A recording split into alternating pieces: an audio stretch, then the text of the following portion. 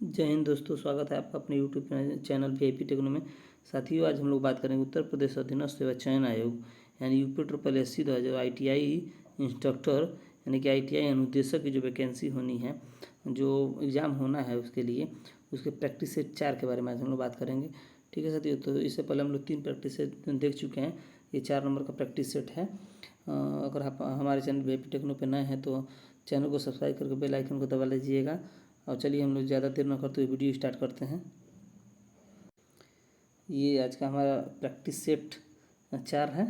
ठीक है, चलिए हम लेके क्वेश्चन देखते हैं और उसको समझते हैं।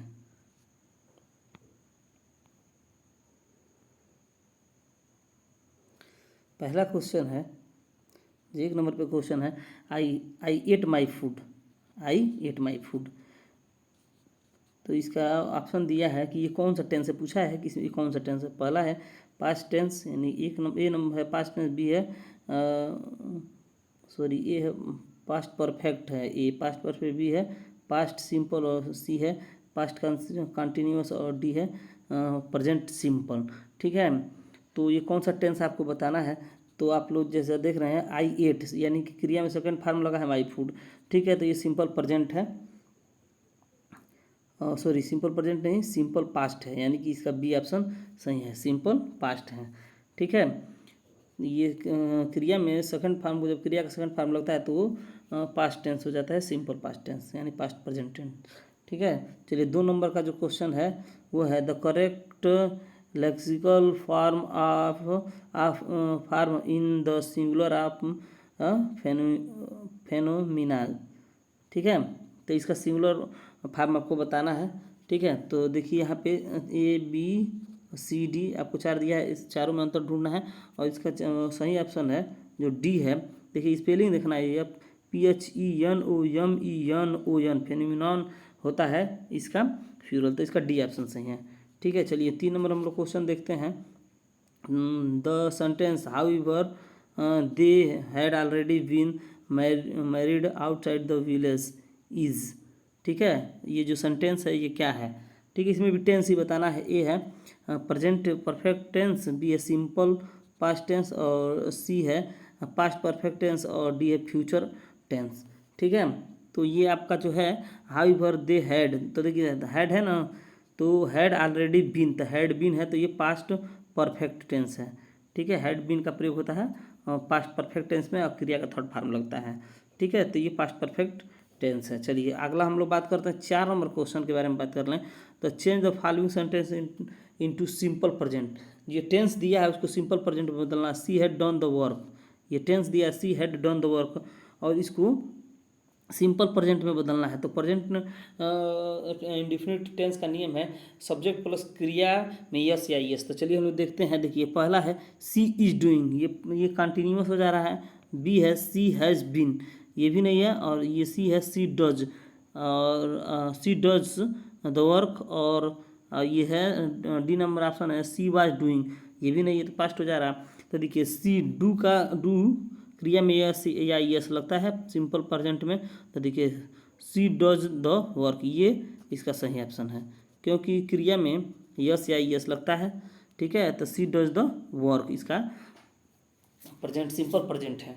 ठीक है, ये पूछा भी है, सिंपल प्रेजेंट ही बनाने के लिए बोला है। चलिए 5 नंबर क्वेश्चन है हम लोग का। The sentence why are you making a noise is a, क्या है why are you making a noise, ये कौन सा सेंटेंस, यही पूछा है। तो ए है प्रेजेंट परफेक्ट टेंस, बी है प्रेजेंट कंटिन्यूअस टेंस, ये सिंपल प्रेजेंट टेंस और डी है सिंपल पास्ट टेंस। तो क्वेश्चन क्या कह रहा है, वाई आर यू मेकिंग, तो आर है और क्रिया में ING है, तो ये क्या है प्रेजेंट कंटिन्यूअस टेंस है।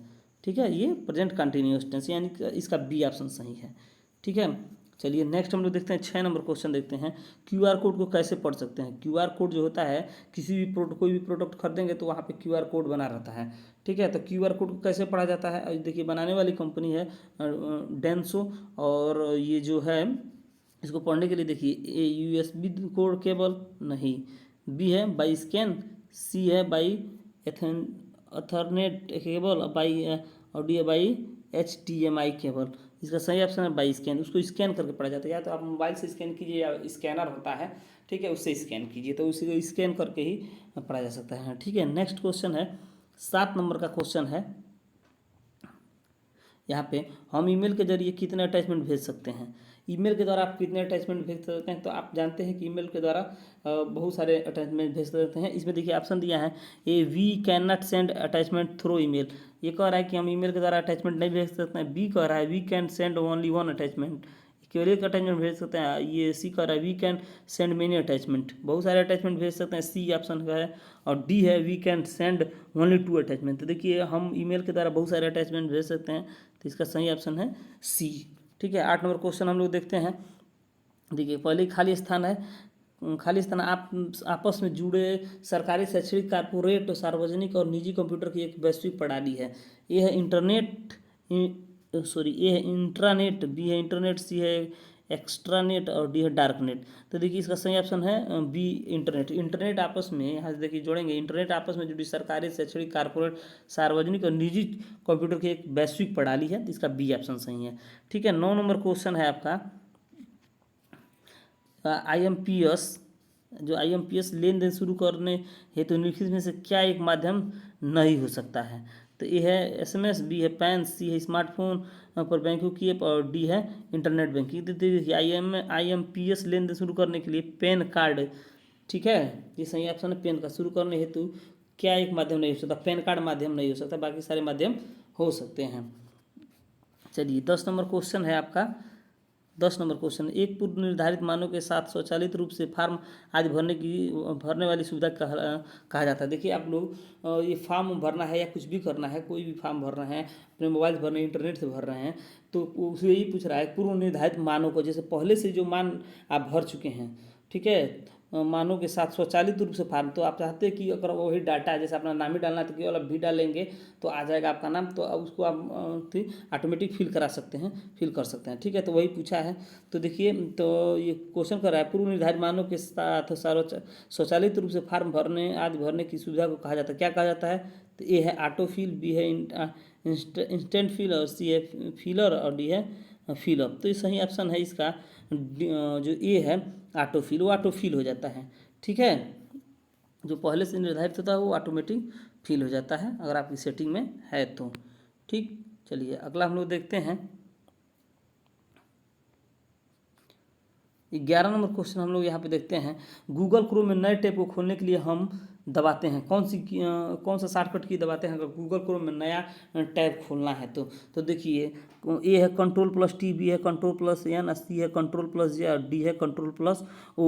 तो गूगल क्रोम में नया टैब खोलने के लिए हम Ctrl+T दबाते हैं, ये ऑप्शन सही है। ठीक है, चलिए हम लोग 12 नंबर क्वेश्चन देखते हैं। 12 नंबर क्वेश्चन, वाईफाई की सीमाएँ क्या हैं।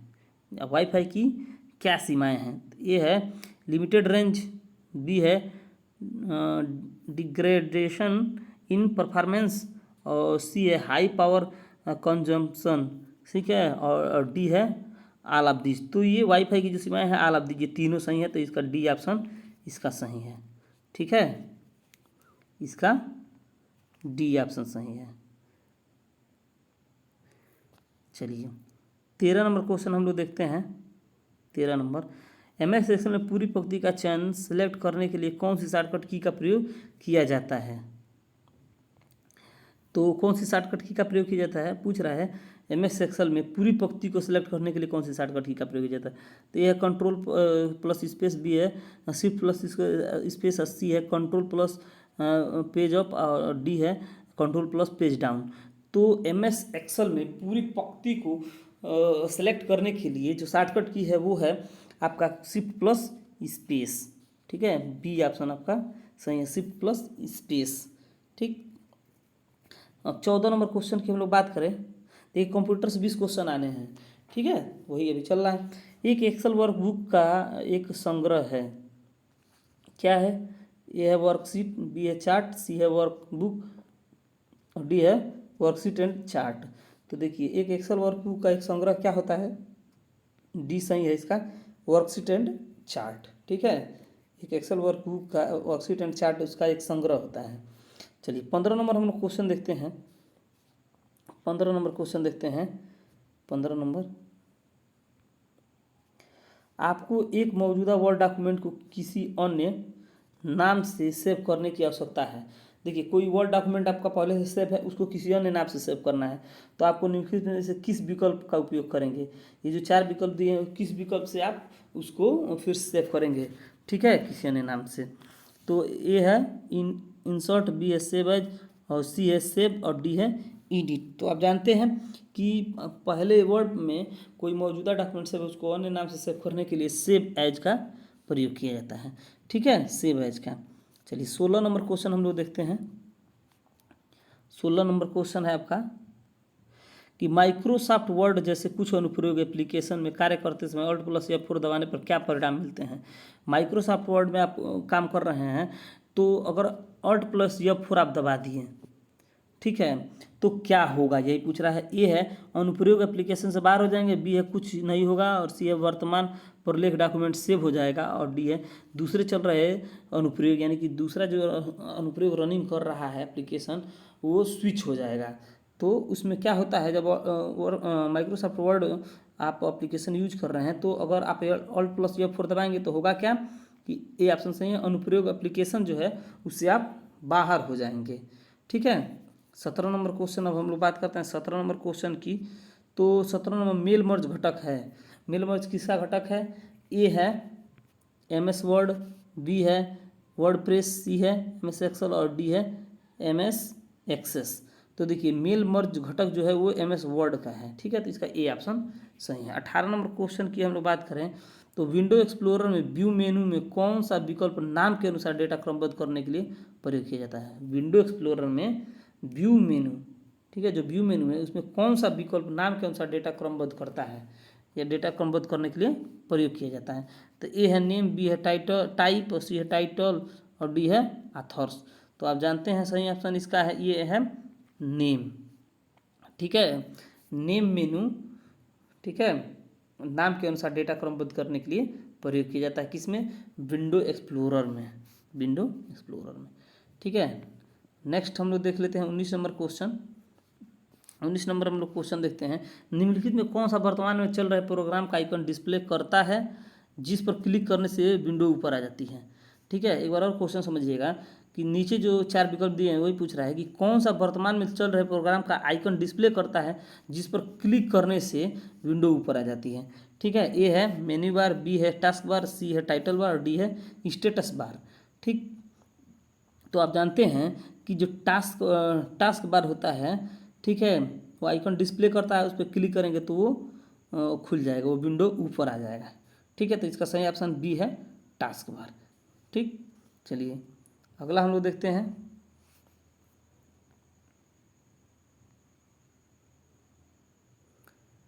20 नंबर हम लोग क्वेश्चन देखते हैं। 20 नंबर, वर्ड प्रोसेसिंग के जरिए क्रिएट की जाने वाली फाइल को डट डट डट कहते हैं, क्या कहते हैं। वर्ड प्रोसेसिंग के जरिए क्रिएट की जाने वाली फाइल को क्या कहते हैं। तो ए है डाटाबेस, बी है स्टोरेज, सी है वर्कशीट, और डी है डॉक्यूमेंट, और सी है ग्राफिकल फाइल। तो 4 ही ऑप्शन आएगा, चारों में ही कोई सही भी है, ABCD में ही कोई सही है। तो वर्ड प्रोसेसिंग के जरिए क्रिएट किए जाने वाली फाइल को हम कहते हैं डॉक्यूमेंट फाइल, इसका डी सही है, ठीक है, इसका डी से। उसको वर्ड प्रोसेसिंग के जरिए अगर कोई फाइल आप क्रिएट करते हैं तो उससे कहते हैं डॉक्यूमेंट फाइल, ठीक है। चलिए 21 नंबर हम लोग क्वेश्चन देख लेते हैं।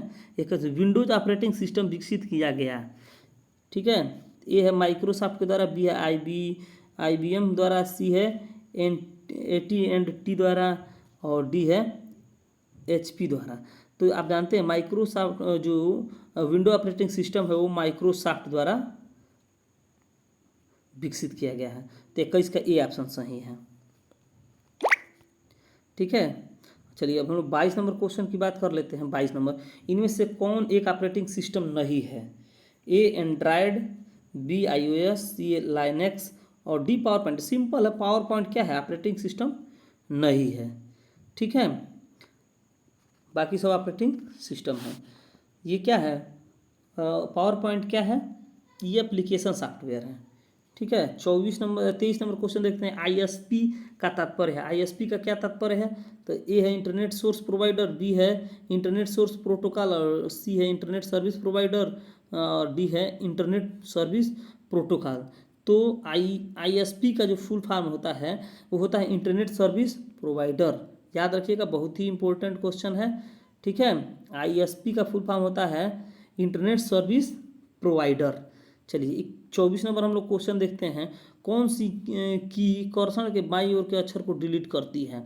कौन सी की कर्सर के बाईं, आप लोग कंप्यूटर चलाएंगे कुछ काम किए होता आप लोग जानते होंगे, सिंपल है। ठीक है, और ये होता है बैक स्पेस। क्या ऑप्शन पढ़ना है इसमें? ठीक है, बैक स्पेस। 25 नंबर क्वेश्चन है आपका, 25 नंबर क्वेश्चन है, इनमें से कौन सा कंप्यूटर हार्डवेयर नहीं है? ये भी सिंपल है, देखिए माउस है, प्रिंटर है, मॉनिटर है। एक्सेल आपका हार्डवेयर नहीं है, क्या है? एप्लीकेशन सॉफ्टवेयर है एक्सेल। ठीक है, सही ऑप्शन है इसका डी। 26 नंबर क्वेश्चन है आपका, सैनिकों के लिए प्रशिक्षण किस रूप में हो सकता है? ये है आंतरिक प्रशिक्षण। देखिए 20 क्वेश्चन खत्म हो गए कंप्यूटर के। ठीक है, अब सबके लिए प्रशिक्षण के रूप में किस रूप में हो सकता है? ये है आंतरिक प्रशिक्षण, बी है वाई प्रशिक्षण, सी है औपचारिक प्रशिक्षण और डी है ये सभी। तो इसका सही ऑप्शन है ये सभी। श्रमिकों के लिए आंतरिक प्रशिक्षण, वाय प्रशिक्षण, औपचारिक प्रशिक्षण, ये सब हो सकते हैं। चलिए 27 नंबर क्वेश्चन की हम लोग बात कर लें। 27 नंबर क्वेश्चन, तो 27 नंबर क्वेश्चन आपका कह रहा है कि निम्न से कौन सही सुमेलित नहीं है? देखिए ए है, ये सुरक्षा है और उपकरण है कि किसके लिए क्या सुरक्षा उपकरण यूज किया जाता है, यही क्वेश्चन है। तो यह आंखों की सुरक्षा है, आंखों की सुरक्षा, रंगीन चश्मे, ये सही है। ठीक है, सिर की सुरक्षा तो हेलमेट, ये भी सही है। कानों की सुरक्षा दस्ताने, देखिए कान की सुरक्षा के लिए दस्ताने यूज नहीं किए जाते हैं। ठीक है, एयर प्लग यूज किया जाता है। पैरों की सुरक्षा जूता, तो इसमें ये सही नहीं है। पूछा क्या है, कौन सा सही सुमेलित नहीं है? तो यही ऑप्शन सही सुमेलित नहीं है, तो इसका आप सही करेंगे सी। ठीक है, सिंपल क्वेश्चन है। 28 नंबर क्वेश्चन, दुर्घटनाएं किसका दुष्परिणाम होती हैं? तो ये है प्रतिकूल ग्रह चाल और बी है बुरा भविष्य और सी है ए और बी दोनों और डी है इनमें से कोई नहीं। तो दुर्घटनाएं किसका दुष्परिणाम होती है? तो प्रतिकूल ग्रह चाल भी लोग मानते हैं, बुरा भविष्य भी मानते हैं, तो इसका सी ऑप्शन सही किया जाएगा। ठीक है, नेक्स्ट है आपका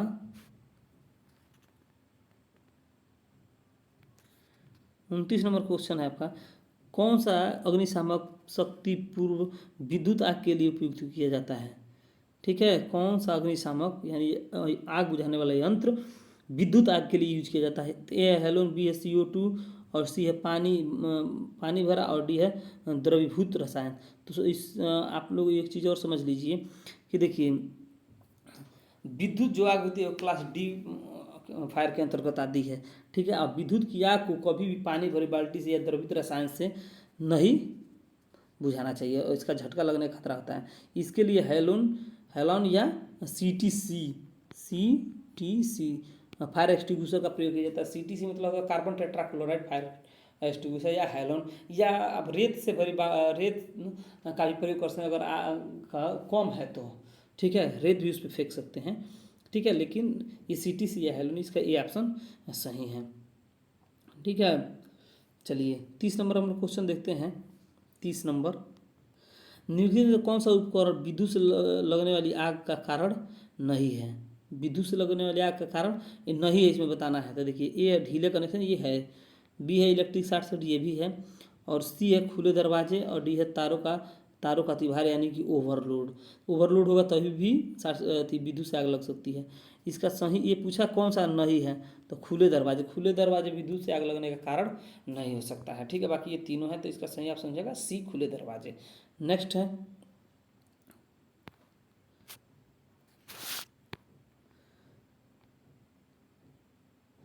31 नंबर क्वेश्चन है। 31 नंबर क्वेश्चन है आपका, विद्युत उपकरण की अग्नि को किस श्रेणी में शामिल किया जाता है? ठीक है, तो विद्युत श्रेणी की अग्नि को हम आपको अभी बता चुके हैं। ठीक है, किस श्रेणी में रखा जाता है? तो डी में रखा है, श्रेणी डी में रखा जाता है। चलिए हम लोग चारों श्रेणी की बात कर रहे हैं। देखिए श्रेणी ए श्रेणी, बी श्रेणी, सी श्रेणी और डी, ABCD 4 श्रेणियाँ हैं।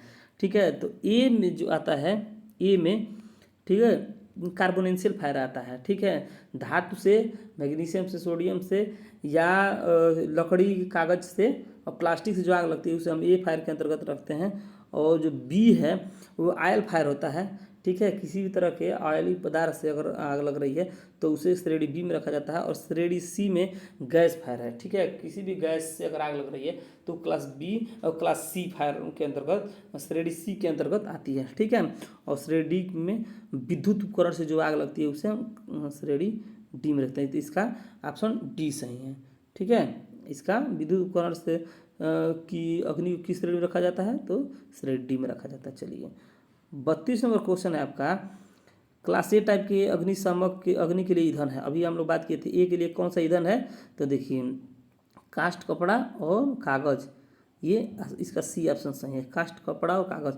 ये देखिए जो गैस में द्रवित गैस है ये क्लास बी यानी गैसीय के लिए, ज्वलनशील द्रव एवं द्रवीय ठोस, और विद्युत उपकरणों में अग्नि धातु अग्नि।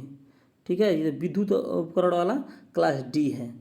ठीक है, और ज्वलनशील द्रव ये जो द्रवीय ठोस ये सी है, और ये बी है, और ये डी है। एक मिनट रुक जाइए, ये आपका जो गैस है ये आपका गैस है द्रवीय गैस, ये सी है, ये द्रवीय ज्वलनशील द्रव में द्रवीय ठोस ये आपका बी है। ठीक, ये ए है और ये डी है। ठीक, इसको याद कर लीजिएगा अच्छे से। ठीक है, चलिए नेक्स्ट आपका 33 नंबर क्वेश्चन है, पृथ्वी की सतह और वातावरण का वह क्षेत्र जहाँ पौधे और जानवर रहते हैं कहलाता है, क्या कहलाता है। देखिए लिथोस्फीयर, बी है जैवमंडल, सी है क्षोभमंडल, और डी है हाइड्रोस्फीयर। तो जहाँ पे पृथ्वी की वह सतह जहाँ पे पौधे और जानवर रहते हैं वो कहलाता है जैवमंडल। तो इसका बी ऑप्शन सही है। ठीक है, नेक्स्ट 34 नंबर आपका क्वेश्चन है, भारत में गिद्धों की आबादी के लुप्तप्राय हो जाने में निम्नलिखित में से कौन सी औषधि व्यापक स्तर पर उत्तरदायी है। ठीक है, तो देखिए इसका ऑप्शन है ए टाइलेनाल, बी है लुनसेटा, और डी है डिक्लोफेनाल, और सी है डिक्लोफेनाल, और डी है एडेराल। ठीक है, तो इसका सही ऑप्शन है डिक्लोफेनाल। चलिए इसको समझ लेते हैं, क्यों गिद्धों की जो आबादी लुप्त हो रही है उसके लिए डिक्लोफेनाल क्यों उत्तरदायी है। तो उत्तरदायी इसलिए है कि जो जानवर हैं, ठीक है, जानवरों को दर्द होता है तो दर्द निवारक के रूप में डिक्लोफेनाल का प्रयोग किया जाता है। ठीक है, तो डिक्लोफेनाल का प्रयोग किया जाता है,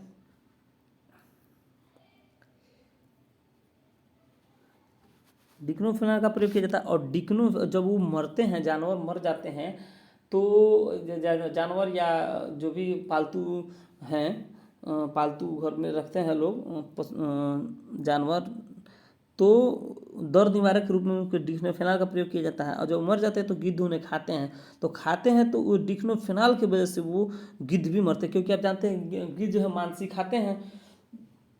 ठीक है, तो वो डिक्लोफेनाक की वजह से वो लोग मर रहे हैं। ठीक है, आज के समय में लगभग 97% गिद्ध मर चुके हैं और ये विलुप्त होने की कगार पे हैं।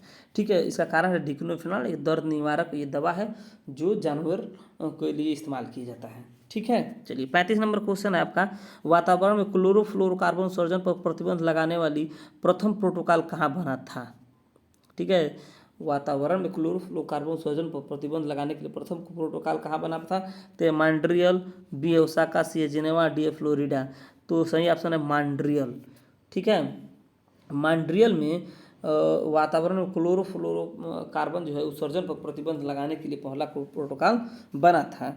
36 नंबर क्वेश्चन है, 36 नंबर आपका क्वेश्चन है, कार्यस्थल पर महिलाओं का यौन उत्पीड़न रोकथाम निषेध और निवारण अधिनियम 2013 कब लागू हुआ। देखिए अब यहाँ से 20 क्वेश्चन जो है वो आपके कारखाना अधिनियम से चलेंगे। ठीक है, लेबर लॉ से। ठीक, तो ये पहला ही क्वेश्चन है कि कार्यस्थल पर महिलाओं का यौन उत्पीड़न निषेध और रोकथाम निषेध और निवारण अधिनियम 2013 कब लागू हुआ। तो आप ये देखिए बहुत ही इंपॉर्टेंट क्वेश्चन है, आप लोग इसको मार्क कर लीजिएगा, अलग से नोट्स में लिखते जाइएगा। 22 अप्रैल 2013, बी है 9 दिसंबर 2013, सी है 21 और 2014, डी है 22 जनवरी 2015। तो सही ऑप्शन है इसका 9 दिसंबर 2013 को, ठीक है, ये अधिनियम लागू हुआ था। ठीक है, चलिए 37 नंबर क्वेश्चन है आपका, कर्मचारी राज्य बीमा अधिनियम 1948 कहाँ लागू होता है?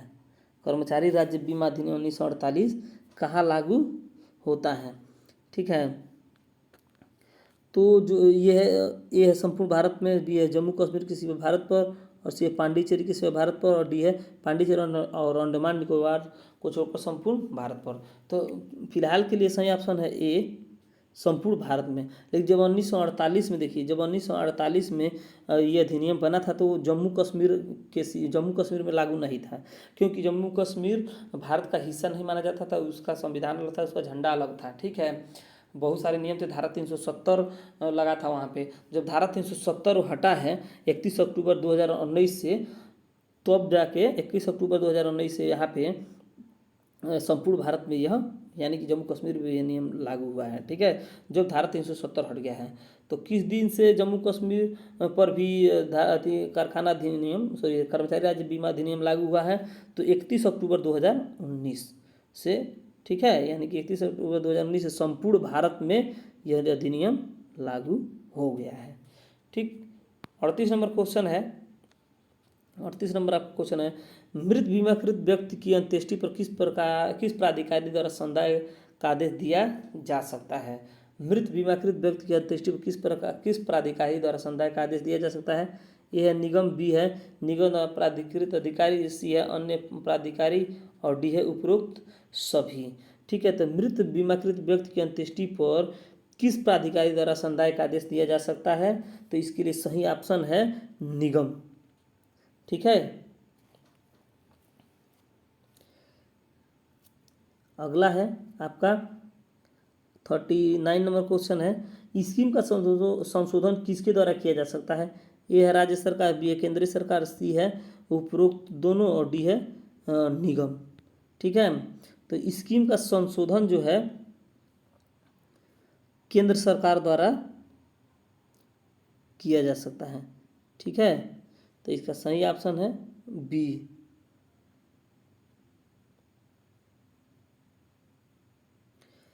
नेक्स्ट है 40 नंबर क्वेश्चन आपका है, कर्मचारी भविष्य निधि और विविध प्रावधान अधिनियम 1952 की धारा 2A क्या परिभाषित करती है? जो धारा जो कर्मचारी भविष्य निधि और विविध प्रावधान अधिनियम 1952 जो बना है, उसकी धारा 2A क्या परिभाषित करती है? ठीक है, तो क्या परिभाषित करती है? ए है सदस्य, बी है बीमा, सी है बीमा कोष, और डी है आपका इनमें से कोई नहीं। ठीक है, तो इसका सही ऑप्शन है बीमा कोष। धारा 2A क्या परिभाषित करती है? बीमा कोष को प्रभावित करती है। चलिए नेक्स्ट क्वेश्चन हम लोग 41 नंबर देखते हैं। 41 नंबर क्वेश्चन है आपका कि सदस्य शब्द को कर्मचारी भविष्य निधि और विविध प्रावधान अधिनियम 1952 की कौन सी धारा परिभाषित करती है? जो सदस्य शब्द है, ठीक है, जो सदस्य शब्द है उसको कर्मचारी भविष्य निधि और विविध प्रावधान अधिनियम 1952 की कौन सी धारा परिभाषित करती है? सदस्य के जो शब्द है उसमें। ठीक है, तो ए है 2J, बी है 2U, और सी है 2M, और डी है 2P। तो इसका सही ऑप्शन है 2J। 2J है वो सदस्य शब्द को परिभाषित करता है। चलिए 42 नंबर आपका क्वेश्चन है, कामगार मुआवजा अधिनियम 1923, ठीक है, मातृत्व लाभ अधिनियम 1965 और कर्मचारी राज्य बीमा अधिनियम 1948, ये ऑप्शन है कि एक साथ लागू हो सकता है? ठीक है, तो बिल्कुल हो सकता है, ये तीनों एक साथ लागू हो सकते हैं। ठीक है, और यही सही है। फिर नीचे वाले देख लीजिए, तीनों देख लीजिए, मातृत्व लाभ अधिनियम और कर्मचारी राज्य बीमा अधिनियम एक समय से लागू हो सकता है, ये गलत है। और सी है कर्मचारी मुआवजा अधिनियम और कर्मचारी राज्य बीमा अधिनियम एक समय लागू हो सकता है। देखिए दोनों ये लागू हो सकते हैं, लेकिन तीनों भी एक साथ लागू हो सकते हैं, इसीलिए इसका सही ऑप्शन है ए है, एक साथ लागू हो सकते हैं ये तीनों अधिनियम। ठीक है, चलिए 43 नंबर क्वेश्चन है कि कर्मचारी राज्य बीमा अधिनियम 1948 में कितने अनुसूची का उपबंध किया गया है? ठीक है, 43 नंबर क्वेश्चन है कि कर्मचारी राज्य बीमा अधिनियम 1948 जो है, ठीक है, उसमें कितनी अनुसूचियों का उपबंध किया गया है? तो उसमें देखिए ए ऑप्शन है प्रथम अनुसूची, बी है 2 अनुसूची, और सी है 3 अनुसूची, और डी है 4 अनुसूची। तो उसमें 3 अनुसूचियों का प्रबंध किया गया है, सही ऑप्शन है 3, याद रखिएगा ध्यान से। ठीक है। 44 नंबर आपका क्वेश्चन है, अस्थायी निःशक्तता के मामले में अर्धमासिक भुगतान चाहे वेतन की गणना के लिए कोई सूचना उपलब्ध न होने पर चोट के कारण कुल आंशिक परिणाम होता है। कुल आंशिक परिणाम कितना होगा? अस्थायी निःशक्तता के मामले में पूछा है, ठीक है। अर्धमासिक भुगतान, अर्धमासिक भुगतान चाहे वेतन की गणना कोई सूचना उपलब्ध हो या न हो, ठीक है। तो ये है पिछली निरंतर सेवा में अर्जित कुल मजदूरी का 20 गुना। सी है पिछली निरंतर सेवा में अर्जित कुल मजदूरी का 30 गुना, और बी और सी है पिछली निरंतर सेवा में अर्जित कुल मजदूरी का 25 गुना, और डी है पिछली निरंतर सेवा में अर्जित कुल मजदूरी का 35 गुना। तो सही ऑप्शन है पिछली निरंतर सेवा में अर्जित कुल मजदूरी का 30 गुना, ठीक है। चलिए 45 नंबर क्वेश्चन हम लोग देख लेते हैं। जो 45 नंबर क्वेश्चन है, कारखाना अधिनियम 1948 के अनुसार अधिष्ठाता किसी परिसर का कारखाने के रूप में प्रयोग आरंभ करने से कम कितने दिन पूर्व मुख्य निरीक्षक को एक लिखित सूचना भेजेगा, ठीक है। फिर एक बार और क्वेश्चन समझ लीजिए, क्वेश्चन समझना ही बहुत ज़्यादा जरूरी है।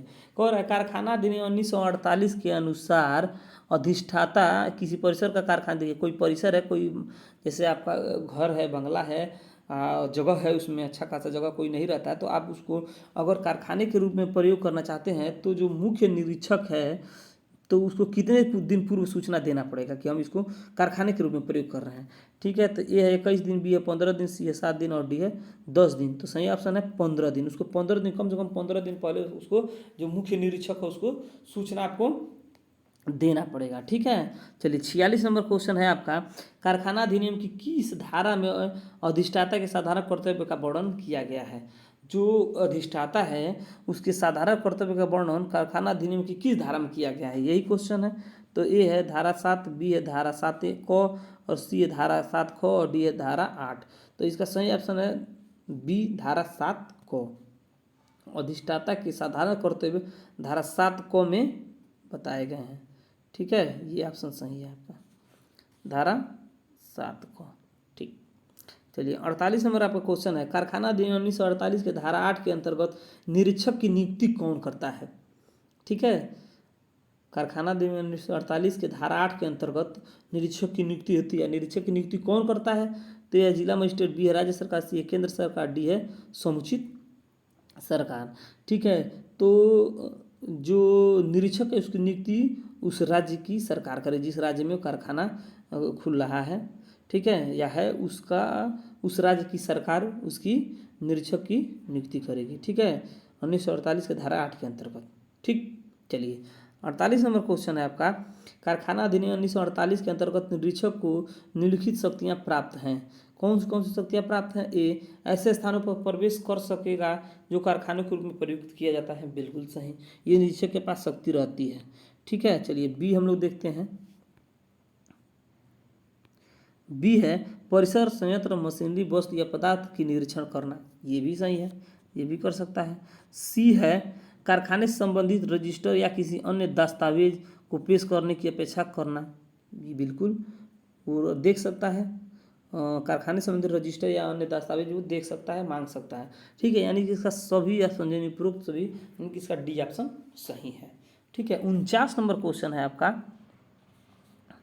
कारखाना अधिनियम 1948 का कौन सा अध्याय स्वास्थ्य के संबंध में उपबंध कराता है?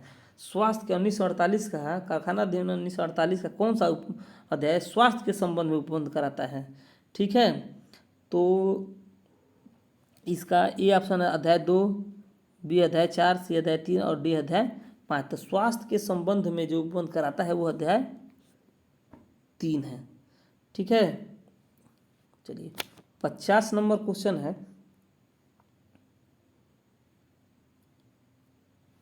चलिए 50 नंबर क्वेश्चन आपका,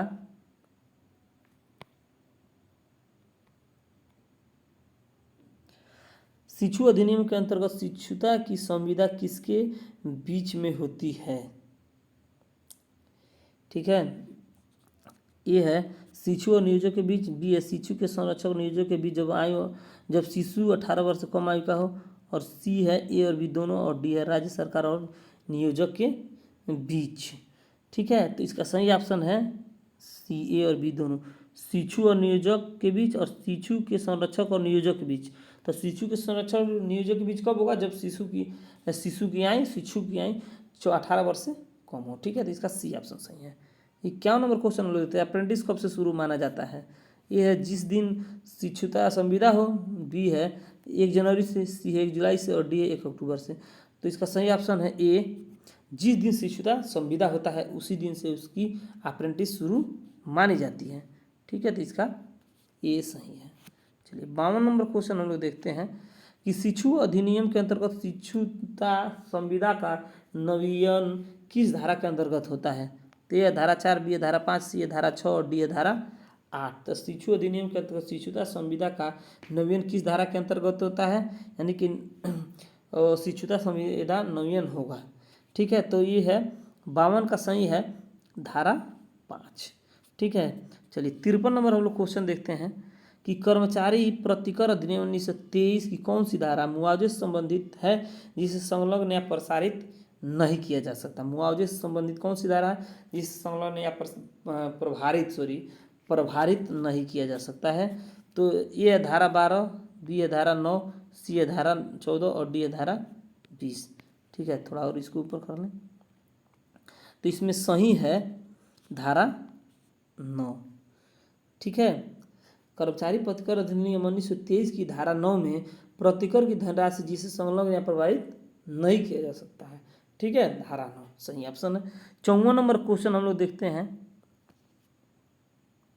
कर्मचारी मुआवजा अधिनियम 1923 की कौन सी धारा मास्टर और नाविक से संबंधित विशेष प्रावधान से संबंधित है? मास्टर और नाविक से संबंधित विशेष प्रावधान से संबंधित कौन सी धारा है? तो ए है धारा 15, बी है धारा 14, सी है धारा 13 और डी है धारा 18। सीधे सीधे आपको याद रखना है। ठीक है, धारा 15। 55 नंबर क्वेश्चन है आपका, कर्मचारी मुआवजा अधिनियम 1923 की धारा 25 से संबंधित है। ठीक है, 1900 जो कर्मचारी मुआवजा अधिनियम कर्मचारी प्रतिकर अधिनियम 1923 है कि धारा 25 किससे संबंधित है? यही सिंपल क्वेश्चन है। ठीक है, तो ए है आयुक्तों का संदर्भ, बी है साक्ष्य दर्ज करने के विधि और सी है मामले प्रस्तुत करने की शक्ति और सी है और डी है आयुक्तों की नियुक्ति। ठीक है, तो इसका सही ऑप्शन है बी, साक्ष्य दर्ज करने की विधि। कर्मचारी मुआवजा अधिनियम 1923 की धारा 25 साक्ष्य दर्ज करने की विधि से संबंधित है। ठीक है, चलिए अब अगला हम लोग देख लेते हैं 56 नंबर क्वेश्चन, टीक्यूएम प्रयास की सफलता के कारण है। देखिए 20 क्वेश्चन आपका खत्म हो गया। ठीक है, लेबर लॉ से। ठीक है, अब टीक्यूएम का प्रयास की सफलता के क्या कारण है? ठीक है, तो असफलता के जो कारण है वो ये पूछ रहा है। तो ये है टीक्यूएम का मतलब टोटल क्वालिटी मैनेजमेंट होता है। ये है वास्तविक गुणवत्ता संस्कृति का अभाव, बी है उच्च प्रबंधन के सहयोग एवं उनकी प्रतिबद्धता में कमी और सी है सांख्यिकी नियंत्रण प्रक्रियाओं पर आवश्यकता से अधिक एवं कम विश्वास। ठीक है, तो ये तीनों ऑप्शन उसकी सफलता के लिए उत्तरदायी हैं। तो इसका सही ऑप्शन होगा डी, उपरोक्त सभी। 56 नंबर क्वेश्चन हो गए। चलिए अब हम लोग आगे बढ़ते हैं 57 नंबर पे।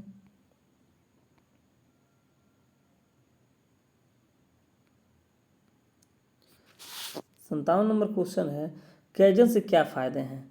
ठीक है, कैजन एक जापानी वर्ड है। ठीक है, तो इसके क्या फ़ायदे हैं? यह नुकसान को कम करता है, बी यह क्षेत्र उपयोग में सुधार करता है और सी यह तात्कालिक परिणाम प्रदान करता है और डी उपरोक्त सभी। ठीक, तो इसका सही आंसर है उपरोक्त सभी। 58 नंबर क्वेश्चन है, गुणवत्ता की संकल्पना आधारित है। गुणवत्ता की संकल्पना किस पर आधारित है? तो ए है उत्पादों के विलासिता संबंधी मानक के अनुरूप होना, बी है उत्कृष्ट उत्पादों का उत्पादन जो कि दूसरे समान उत्पादन से बेहतर है और सी है आवश्यकताओं संबंधी विशिष्टताओं के अनुरूप होना और डी है डिजाइन की समरूपता को कायम रखना। ठीक है, तो गुणवत्ता की संकल्पना किस पर आधारित होती है? तो इसका सी ऑप्शन सही है, आवश्यकताओं संबंधित विशिष्टताओं के अनुरूप होना। जो भी आप प्रोडक्ट दे रहे हैं वो आवश्यकता के अनुसार हो और विशिष्टताओं के अनुरूप हो, जो उसमें जो क्वालिटी होना चाहिए उसमें विशिष्टता हो। ठीक है, 59 नंबर क्वेश्चन है, आतिथ्य सत्कार के ध्येय से कैसा परिवेश उपलब्ध कराया जाता है। अतिथि का आपको सत्कार करना है तो कैसा परिवेश होना चाहिए, आप कैसा परिवेश उसको देंगे। तो ए है निरोगी, बी है दुर्गंध। तो निरोगी आप रोगी परिवेश तो उसको उपलब्ध कराएंगे नहीं, और दुर्गंध वाला परिवेश तो उपलब्ध कराएंगे नहीं। तो ए और बी दोनों सही है कि निरोगी और दुर्गंध रहित, यानी कि इसका सी ऑप्शन सही है, सिंपल है। ठीक है, 60 नंबर क्वेश्चन है, गुणवत्ता प्रबंधन प्रणाली का एक समूह है। गुणवत्ता प्रबंधन प्रणाली का एक समूह है, क्या है। ए संगठनात्मक ढांचा, बी है कार्यविधियाँ, सी है संसाधनों, और डी है ये सभी। तो गुणवत्ता प्रबंधन प्रणाली का एक समूह जो है वो ये संगठनात्मक ढांचा, कार्यविधियाँ और संसाधनों, ये तीनों हैं। इसका डी उपरोक्त सभी ये सही है। ठीक है, चलिए अब जो हमारा ट्रेड से क्वेश्चन था यानी कि एम्प्लॉयबिलिटी से वो खत्म हो गया है। अब हम लोग नॉन टेक में चलते हैं। ठीक है, चलिए 61 नंबर क्वेश्चन है, रामचरितमानस एक महाकाव्य जिसे किस भाषा में लिखा गया है। तो ये संथाली, भी है मुंडा, सी है अवधी, और ये संस्कृत। तो इसको अवधी भाषा में, रामचरितमानस को अवधी भाषा में लिखा गया है।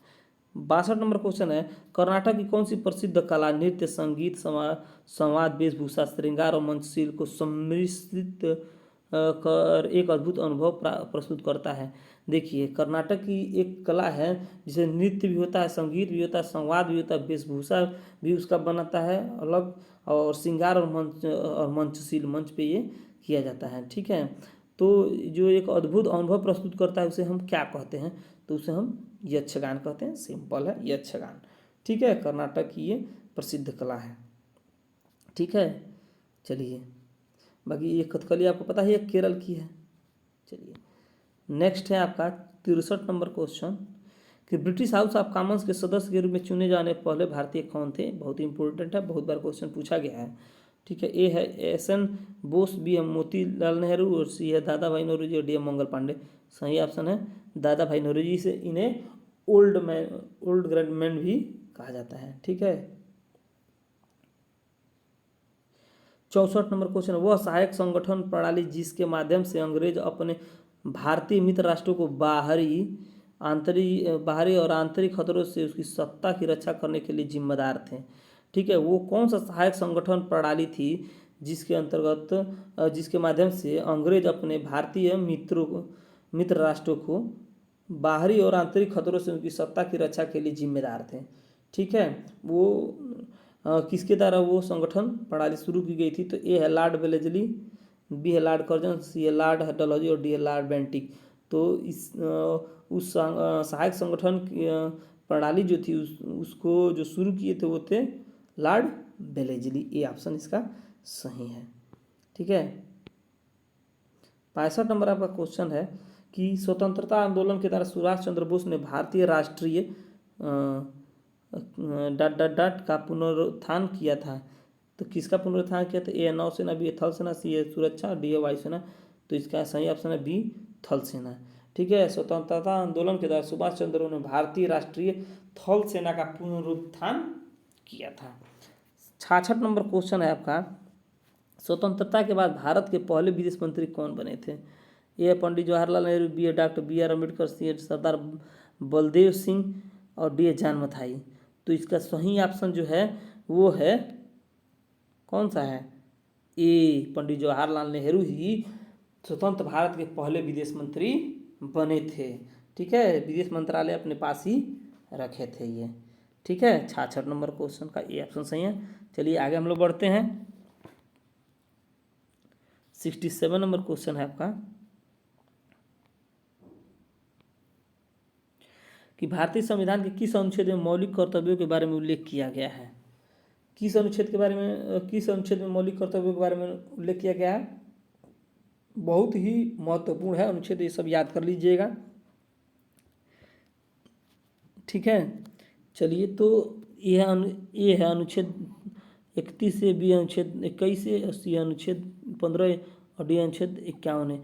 तो देखिए मौलिक कर्तव्यों के बारे में अनुच्छेद 51A में उल्लेख किया गया है। ठीक है, चलिए 68 नंबर क्वेश्चन है, कौन से बिल को राज्यसभा में पारित नहीं किया जा सकता है। ये भी बहुत महत्वपूर्ण है। ये है संविधान संशोधन का बिल, बी है साधारण बिल, सी है बुनियादी बिल, और डी है पूंजी बिल। तो जो राज्यसभा में पारित नहीं किया जा सकता वो है पूंजी बिल। ठीक है, चलिए 69 नंबर क्वेश्चन अब हम लोग देखते हैं। 69 नंबर क्वेश्चन, उस प्रथम महिला का नाम बताइए जो भारत के किसी राज्य के उच्च न्यायालय की मुख्य न्यायाधीश बने। उस प्रथम महिला का नाम, ठीक है, जो भारत के किसी उच्च न्यायालय की मुख्य महिला न्यायाधीश बनी थी। ए है मीरा कुमार, बी है लीला सेठ, सी है अंजू जॉर्ज और डी है पूर्वी जोशी। तो इसका सही ऑप्शन है लीला सेठ। ठीक है, और 69 नंबर का सही ऑप्शन है लीला सेठ। जो लीला सेठ हैं वो हिमाचल प्रदेश उच्च न्यायालय की पहली महिला मुख्य न्यायाधीश बनी थी। ठीक है, और ये जो अंतर्राष्ट्रीय ख्याति प्राप्त लेखक हैं विक्रम सेठ, उनकी माँ थी। ठीक है, 70 नंबर क्वेश्चन हम लोग देखते हैं। 70 नंबर क्वेश्चन, भारत के संविधान का भाग 4 ये स्पष्ट रूप से राज्य निम्नलिखित में किसके प्रति सुरक्षा देने की आशा नहीं करता है। ठीक है, भारत के संविधान का भाग 4, जो भाग 4 है, स्पष्ट रूप से राज्य से निम्नलिखित में से किसके प्रति सुरक्षा देने की आशा नहीं करता है। तो ए है आजीविका के पर्याप्त साधन, बी है धन उत्पादन के साधनों का कोई संकेंद्रण नहीं, और सी है नौकरी पेशा महिलाओं के मातृत्व का, और डी है समान कार्य के लिए समान वेतन। तो देखिए ये है 70 नंबर का सही आंसर है सी, नौकरी पेशा महिलाओं के लिए मातृत्व अवकाश। ठीक है,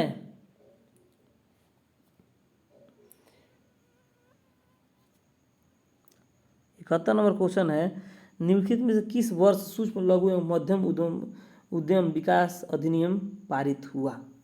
यानी कि MSMED सूक्ष्म लघु एवं मध्यम उद्यम विकास अधिनियम जो है वो किस वर्ष पारित हुआ।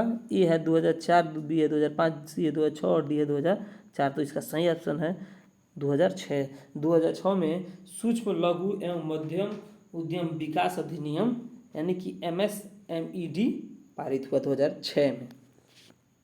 ठीक है, चलिए 72 नंबर हम लोग क्वेश्चन देखते हैं। हिंदू रेट ऑफ ग्रोथ शब्द किसने प्रस्तावित किया। ए है अमर्त्य सेन, बी है राजकृष्ण और सी है BKRB और राव और डी है कौशिक बसु। तो हिंदू रेट ऑफ ग्रोथ ये जो है वो राजकृष्ण ने प्रस्तावित किया। ठीक है, बी ऑप्शन इसका सही है। नेक्स्ट है आपका 73 नंबर कि 31 मार्च 2020 तक या उससे पहले प्रधानमंत्री वय वंदना योजना के अंतर्गत प्रति व्यक्ति निवेश की अधिकतम अनुमति धनराशि कितनी है। 31 मार्च 2020 तक का ये क्वेश्चन है, पुराना क्वेश्चन है लेकिन समझ लेते हैं। ए है 12 लाख, बी है 10 लाख, सी है 5 लाख और डी है 15 लाख। इसका सही ऑप्शन है 15 लाख। ठीक है, अधिकतम 15 लाख निवेश करने की अनुमति है। ठीक है, चलिए 74 नंबर क्वेश्चन, निम्नलिखित में से कौन सा भारतीय अर्थव्यवस्था का प्राथमिक क्षेत्र है। भारतीय अर्थव्यवस्था का प्राथमिक क्षेत्र कौन सा है।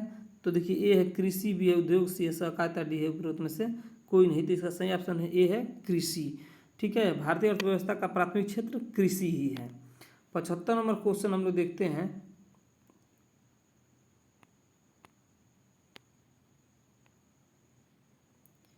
नंबर क्वेश्चन हम लोग देखते हैं। भारत में मद्रास लेबर यूनियन के रूप में पहला संगठित व्यापार संगठन का किस वर्ष में जो गठन है किस वर्ष किया गया है।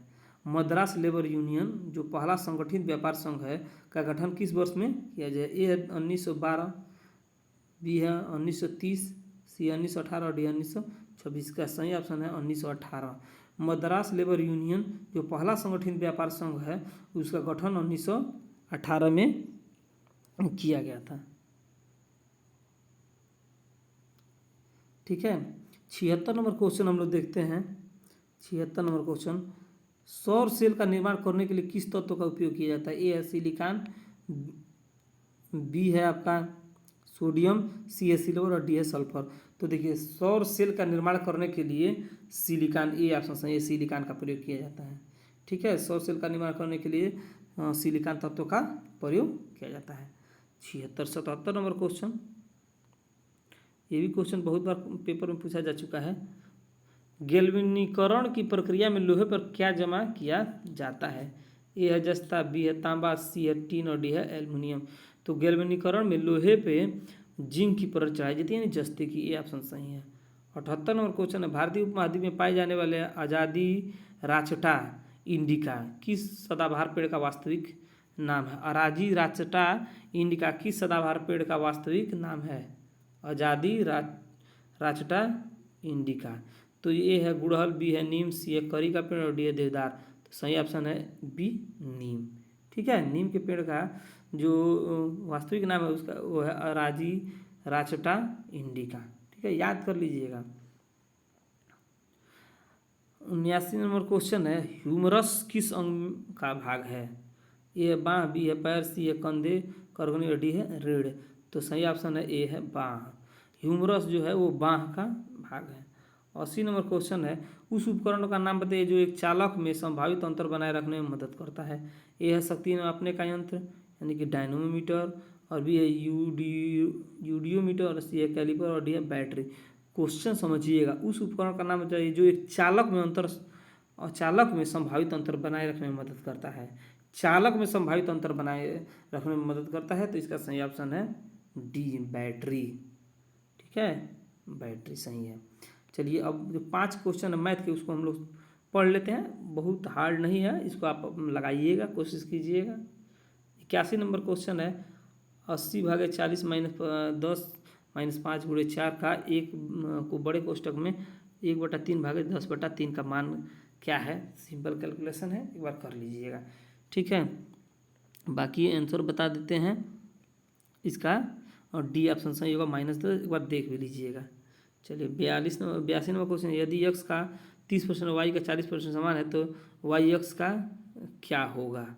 ठीक है, ये भी सिंपल कैलकुलेशन है। करना क्या है, x का 30% यानी x गुणे 30/100 = y का 40%, y गुणे 40/100 कर देना है, यानी x अपन और तब कट जाएगा। तो x/y = आपका आ जाएगा y/x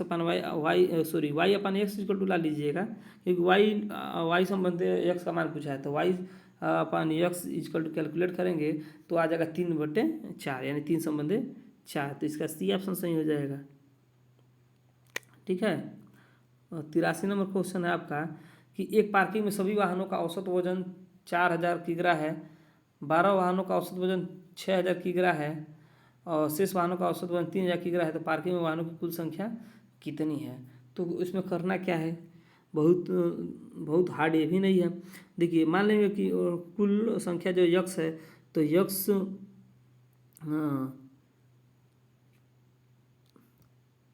तो आप क्या कीजिएगा, 12 वाहनों का औसत वजन कितना है?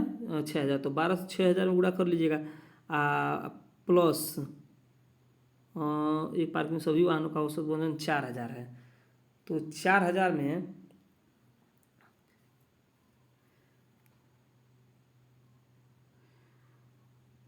तो 4000 में 1 से गुणा कर लीजिए = 12000 में 6000, 12 में 6000 गुणा कर लीजिएगा, प्लस से शेष वाहनों का औसत शेष जो बच रहा है। ठीक है, तो यानी कि x - 12, तो उसमें 3000 गुणा कर लीजिएगा। ठीक, कैलकुलेशन कर लीजिएगा, आएगा x = 24।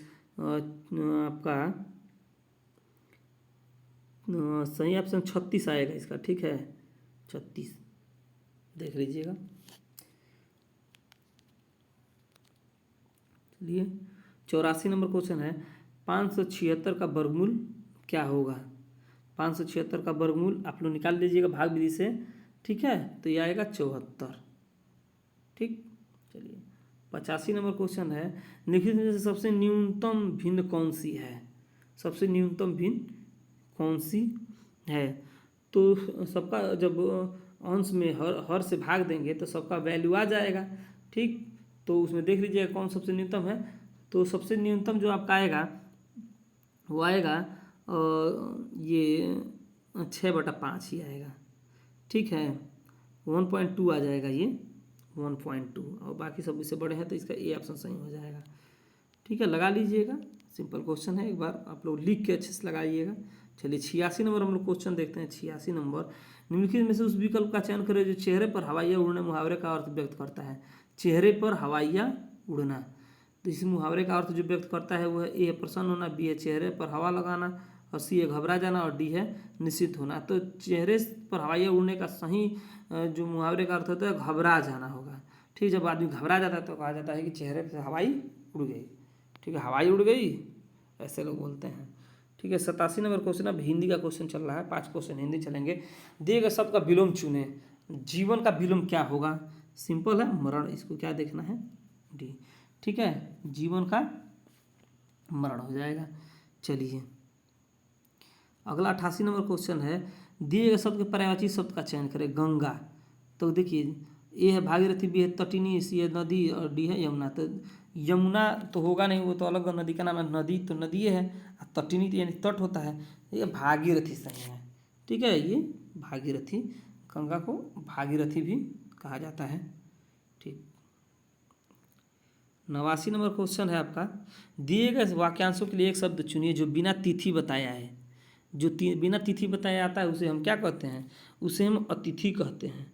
ठीक है, तो इसका सी ऑप्शन सही है। चलिए अगला 90 नंबर क्वेश्चन है, सही वर्तनी वाले शब्द का चयन करें। देखिए घुड़दौड़ शब्द का लिखा है, लेकिन सही वर्तनी किसकी है यही आपको बताना है। तो जो ए ऑप्शन है वही सही है, घुड़ दौड़ यही होता है। ठीक है, 91 नंबर हम लोग देखें, 91 नंबर क्वेश्चन, तो इसका है यू आर यूनिक, किसके द्वारा लिखी गई है? ये पुस्तक जो है यू आर यूनिक, तो ए doctor APJ Abdul Kalam, B Sukhwant Singh, सी है तस्लीमा नसरीन, और डी है अरविंद अडिग। तो जो यू आर यूनिक जो पुस्तक है वो डॉक्टर APJ अब्दुल कलाम द्वारा, मिसाइल मैन इन्हें कहा जाता था, मिसाइल मैन। ठीक है, इनके द्वारा लिखी गई पुस्तक है। ठीक है, 92 है, जवाहरलाल नेहरू पुरस्कार किस लिए दिया जाता है? ए है सरकारी सेवा, बी है साहित्य सेवा, और सी है अंतर्राष्ट्रीय समझदारी, और डी है सामाजिक कार्य। तो जो जवाहरलाल नेहरू पुरस्कार है, ठीक है, ये अंतर्राष्ट्रीय समझदारी के लिए दिया जाता है। सी ऑप्शन इसका सही है। 93 नंबर क्वेश्चन जो है, वर्ल्ड एनर्जी आउटलुक को जारी किया जाता है, किसके द्वारा वर्ल्ड एनर्जी आउटलुक को जारी किया जाता है? तो यह अंतर्राष्ट्रीय ऊर्जा न्यायाधिकरण, बी अंतर्राष्ट्रीय ऊर्जा एजेंसी, सी है विश्व आर्थिक मंच, और डी अंतर्राष्ट्रीय ऊर्जा संगठन। तो इसका सही ऑप्शन जो है वो है अंतर्राष्ट्रीय ऊर्जा एजेंसी। ठीक है, अंतर्राष्ट्रीय ऊर्जा एजेंसी के द्वारा जो वर्ल्ड एनर्जी आउटलुक है उसको जारी किया जाता है। ठीक है, 94 नंबर आपका क्वेश्चन जो है वो है, लोना किस खेल से संबंधित है? ए खो खो, बी है कबड्डी, सी है लान टेनिस, और डी है बैडमिंटन। ठीक, तो लोना जो है वो कबड्डी से, जो लोना शब्द है वो कबड्डी से संबंधित है। ठीक है, चलिए 95 नंबर हमको लोग क्वेश्चन देखते हैं। 95 नंबर कि पोर्ट ऑफ स्पेन किसकी राजधानी है? किस देश की राजधानी है? तो ए सऊदी अरब, बिल्कुल नहीं। उत्तरी कोरिया, चेक गणराज्य, त्रिनिडाद और टोबागो। ठीक है, तो इसका सही ऑप्शन त्रिनिदाद और टोबागो। अब देखिए जो सऊदी अरब है उसकी राजधानी रियाद है। क्या है?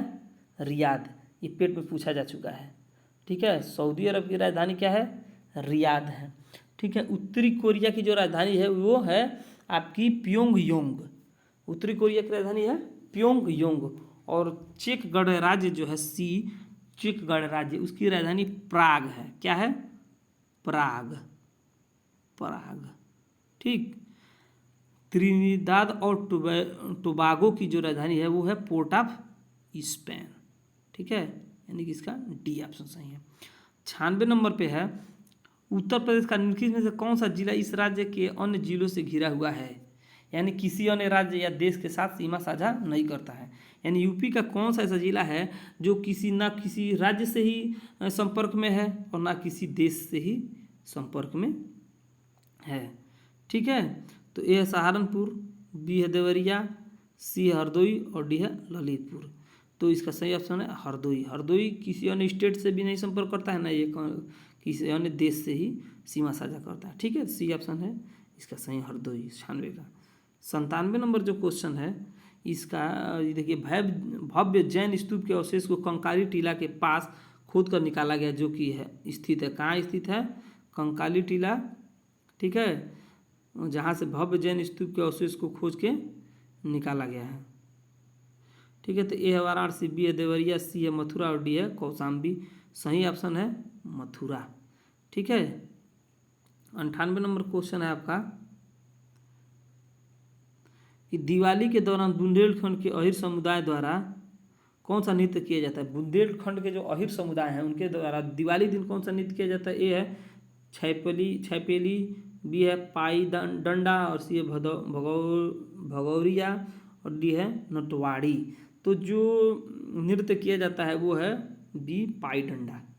ठीक है, 99 नंबर क्वेश्चन है आपका, प्रधानमंत्री नरेंद्र मोदी ने स्टैंड अप इंडिया स्कीम का प्रारंभ किस शहर में किया। स्टैंड अप इंडिया स्कीम का प्रारंभ प्रधानमंत्री नरेंद्र मोदी द्वारा जो किया गया है वो किस शहर में किया गया है। तो ए है वाराणसी, बी है कानपुर, सी है नोएडा और डी है लखनऊ। तो इसका सही ऑप्शन है सी नोएडा। ठीक है, आप जानते हैं कि 5 अप्रैल 2016 को बाबू जगजीवन राम की जयंती के अवसर पर ही प्रधानमंत्री नरेंद्र मोदी द्वारा जो नोएडा है, ठीक है, उत्तर प्रदेश का ये जिला है, ठीक है, तो उस सेक्टर 62 में इस योजना की शुभारंभ किया गया था 5 अप्रैल 2016 को। ठीक है, नेक्स्ट क्वेश्चन आपका है 100 नंबर आपका क्वेश्चन है, निम्नलिखित हिंदुस्तानी शास्त्रीय गायकों में से किसका संबंध उत्तर प्रदेश राज्य से है। ए है भीमसेन जोशी, बी है गंगूबाई हंगल, सी है गुलाम अली खान और डी है सिद्धेश्वरी देवी। पूछा है कि जो ये चारों शास्त्रीय गायकों जो गायक है उसका किसका संबंध उत्तर प्रदेश राज्य से है। तो इसका सही ऑप्शन है सिद्धेश्वरी देवी। ठीक है साथियों, तो ये आज के हमारे प्रैक्टिस सेट जो 4 नंबर का है उसका 100 क्वेश्चन कंप्लीट हो गया। वीडियो कैसा लगा कमेंट करके बताइएगा, अपने दोस्तों के साथ शेयर कीजिएगा और अगर चैनल पर नए हैं तो सब्सक्राइब कीजिएगा और अपने और साथियों को भी बताइएगा। धन्यवाद।